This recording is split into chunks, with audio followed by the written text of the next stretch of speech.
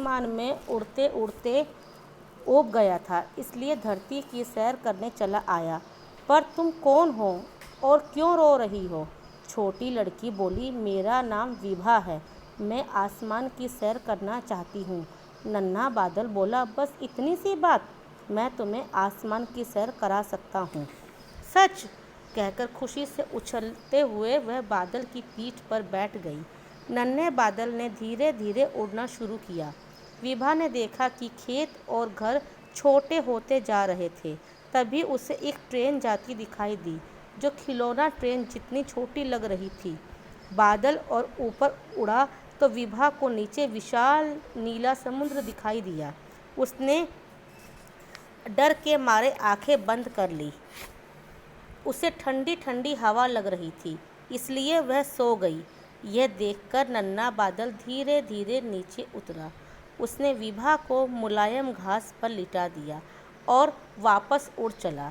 विभा आंखें मलते हुए उठ बैठी। तभी मैं जाग गई। विभा कोई और नहीं बल्कि मेरी प्यारी सहेली है।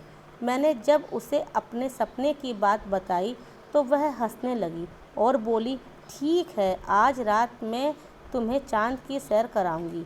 यह सुनकर मैं भी खूब हंसी और हम दोनों देर तक हंसते रहे।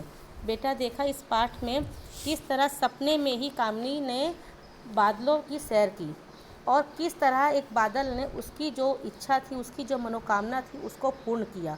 आसमान में जब हम उड़ते हैं तो हमें नीचे की चीज़ें बहुत छोटी छोटी दिखाई देती हैं, वो मात्र एक खिलौना ही होती हैं।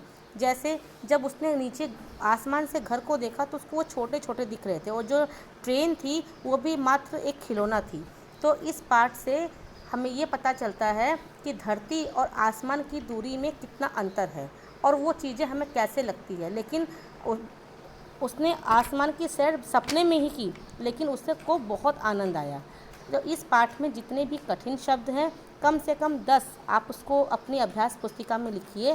और इसमें से शब्द अर्थ जैसे हैं नन्हा, नन्हा मतलब छोटा, सैर मतलब घूमना, आश्चर्य का अर्थ है अचरज, मतलब किसी चीज़ को चकित होकर देखना, विशाल मतलब बड़ा, उबना मतलब उकताना, मुलायम का अर्थ है कोमल। आप इस सब शब्द अर्थ को अपनी अभ्यास पुस्तिका में लिखिएगा और पाठ के माध्यम से जितने भी अभ्यास कार्य हैं उसको पूर्ण करिएगा।